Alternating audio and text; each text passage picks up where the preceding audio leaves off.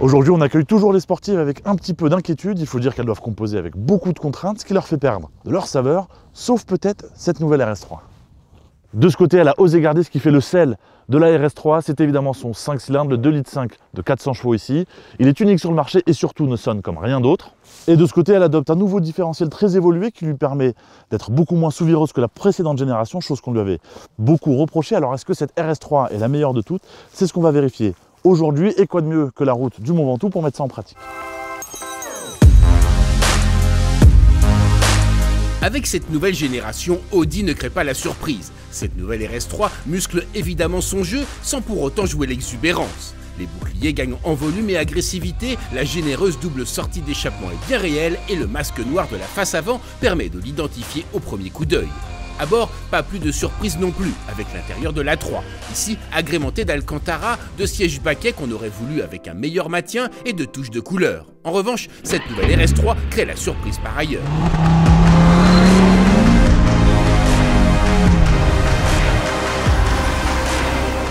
Et ce qui surprend dans cette nouvelle RS3, c'est qu'elle ne fait à peu près rien de ce qu'on attendait pour un nouveau modèle sportif en 2021. D'abord, elle a gardé tous ses cylindres, 5. Elle a toujours ses 400 chevaux, ses 500 Nm de couple. Évidemment, on a des performances de haute volée, 3 secondes 8 sur le 0 à 100.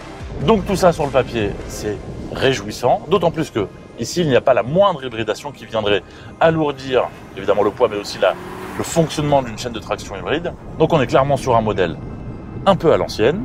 Et c'est probablement ça qui la rend particulièrement excitante, cette RS3. Pour le reste, et en utilisation quotidienne, on a affaire à une bonne A3, bien équipée, un peu moins confortable, mais qu'il le reste tout de même en utilisation au quotidien. Il y a même un mode efficiency sur les modes de conduite, ce qui permet de consommer moins et d'être un peu plus raisonnable sur l'utilisation au jour le jour.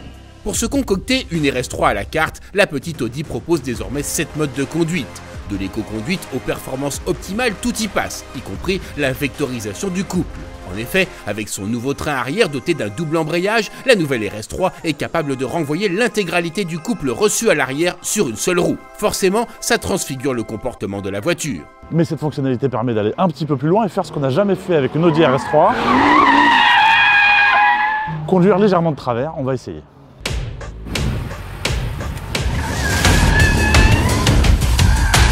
Jamais vu sur une RS3, le comportement dynamique permet en effet de créer quelques dérives. Se fait sur la pédale des gaz, un peu d'angle au volant, le pied lourd sur la pédale d'accélérateur, il n'y a plus qu'à maîtriser. Et ça marche! C'est un vrai bonheur. Le moteur de cette RS3, c'est unique en son genre sur le marché. Un 5 cylindres, il n'y a que le RSQ3 et le petit cousin de chez Cupra pour le moment.